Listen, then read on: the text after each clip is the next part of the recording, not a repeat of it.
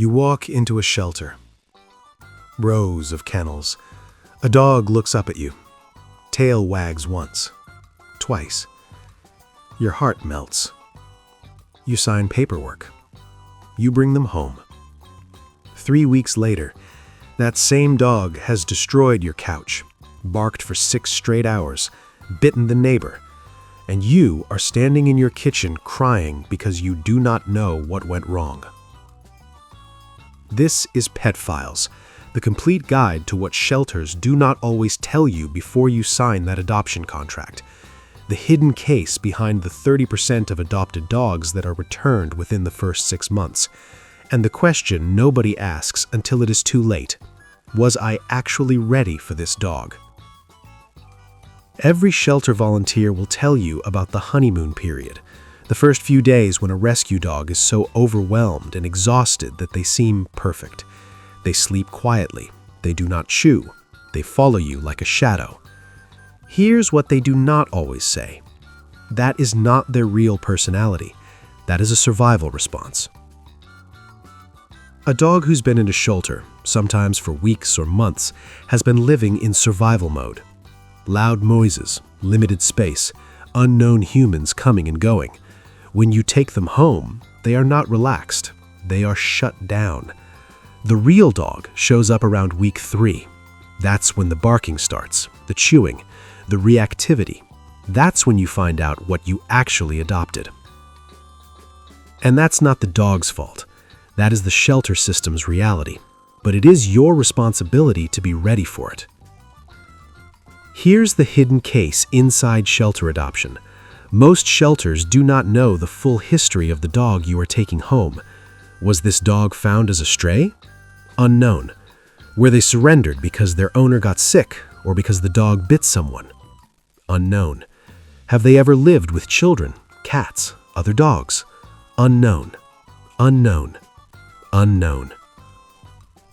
Shelters are doing heroic work with limited resources, but many operate on a 48-hour assessment model, a behavior evaluation that takes less time than a weekend trip.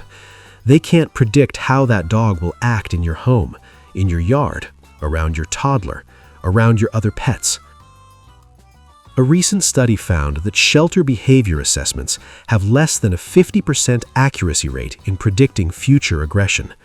That means there's a coin flip chance that the information you're given is incomplete or wrong.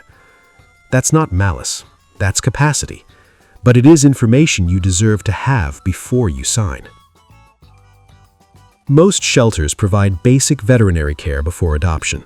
Vaccinations, spay or neuter, a microchip. That's good. That's necessary. What many shelters cannot provide is a full medical workup, dental x-rays, hip and elbow radiographs, advanced cardiac screening, genetic testing for degenerative myelopathy. A dog who looks perfectly healthy at the shelter may have undiagnosed hip dysplasia that will require $5,000 surgery in 2 years, early-stage heartworm disease that was missed on the rapid test, dental disease that will cause chronic pain and behavioral issues. None of this is the shelter's fault, but all of it will be your financial responsibility. Before you adopt, ask, does the shelter offer a foster-to-adopt period? Will they allow a private veterinary exam before you finalize? If the answer is no, that's information. Use it. You've heard of the 3-3-3 rule. 3 days to decompress, 3 weeks to learn routines, 3 months to feel at home. Here's what the internet doesn't tell you.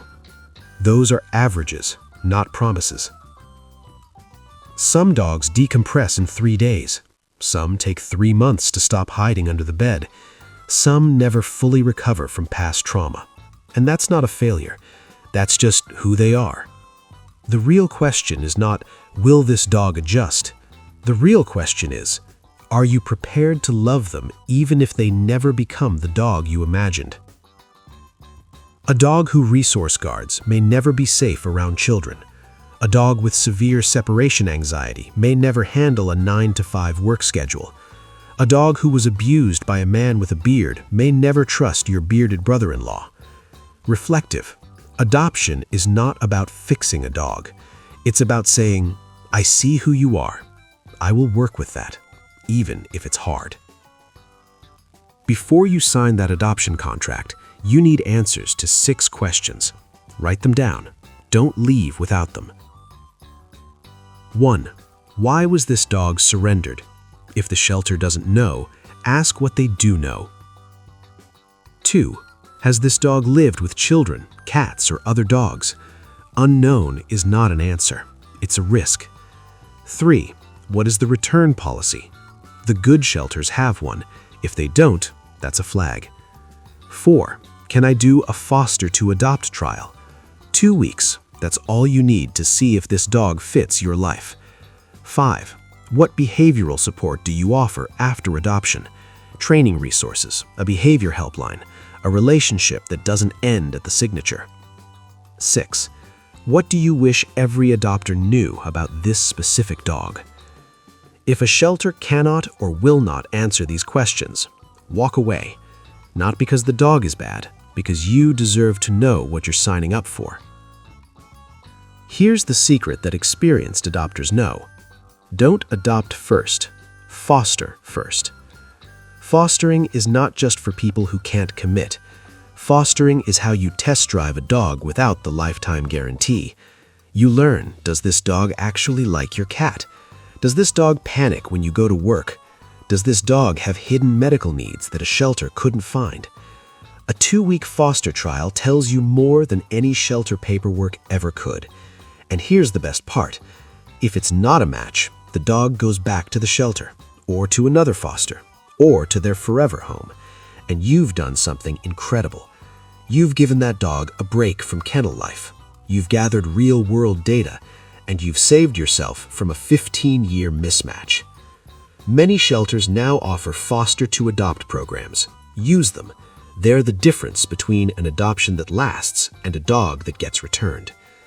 Shelter adoption is one of the most beautiful things you can do. It's also one of the most misunderstood. You're not buying a product. You're not rescuing a perfect angel. You're entering a relationship with a living being who has survived things you will never fully know. The question this video asks, and that only you can answer, is not should you adopt from a shelter. It's, are you ready to adopt from a shelter? The honeymoon period ends. The real dog shows up. The vet bills come. The training takes months. The behavioral issues may never fully disappear. None of that is a reason to avoid adoption. All of that is a reason to go in with your eyes open. What we're left with is 2 truths. The truth of a shelter dog who just needs a chance, and the truth of an adopter who needs honest information to give that chance. Both of those are real. Both of them matter. For the dog waiting behind the kennel door, tail wagging once, twice, hoping this is the person. For the family who brings them home, tired, overwhelmed, but committed. For both of you, go in with information. Go in with patience. Go in with love that's ready for the hard days, not just the easy ones. Pet Files covers the pet decisions that define our lives with animals, the hidden truths that turn a good intention into a successful home. Subscribe for a new guide every week. The best adoption is an informed one.